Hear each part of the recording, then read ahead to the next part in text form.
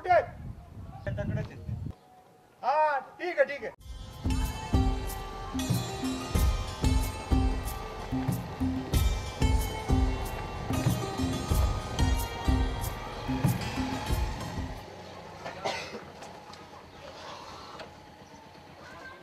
अरे ये नितीन ये. काका काका काय बदललंय हो गाव. मी शाळेत असतानाचं गाव आणि आत्ताचं गाव जमीन आसमानाचा फरक आहे, पण माणसं मात्र अगदी सारखीच आहेत बघ. अरे तुझ्या 7वी नंतर तुम्ही शहरात गेला आणि मग तिकडचे झालात. तुझ्या बापाला स्वतःच्या भावालाही फोन करता येत नाही आणि तू रे काकाला विसरलास का? असं नाही हो, पण वेळच नसतो काका. चल तो हातपाय धुवून घे, आपण खाऊन घेऊ. चालेल.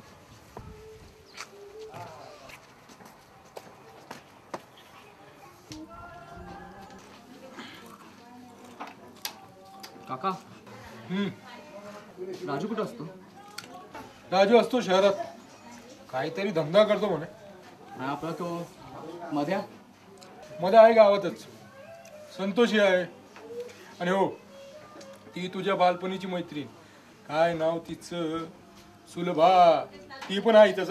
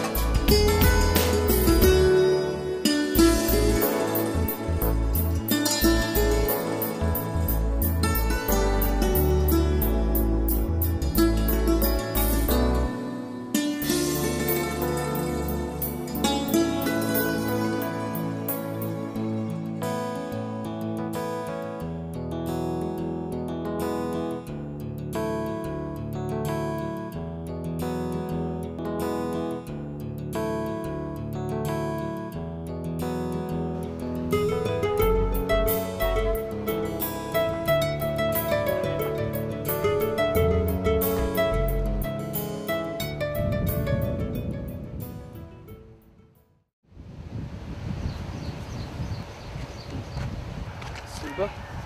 नितीन, इकडे कसा काय? बऱ्याच दिवसांनी आला. काकांकडे आलेलो. तुझं कसं चाललंय? तुझा नवरा? माझा नवरा टाकून दिलाय त्यांना. नशीब माझं फुटकं. कसं काय टाकलं असं? एवढी नक्षत्रासारखी बायको? तेच तर नको होतं त्याला. रूपावर भाळून लग्न तर केलं त्याने, आणि बापही कसला इच्छेविरुद्ध लग्न लावून दिलं माझं. आणि आता त्यांनी टाकून दिलं मला.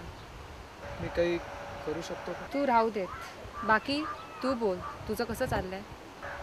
माझं चाललंय चांगलं. शहरात असतो, नोकरी करतो. चल मी निघू आता, वेळ होतो. परत भेटशील? बघू.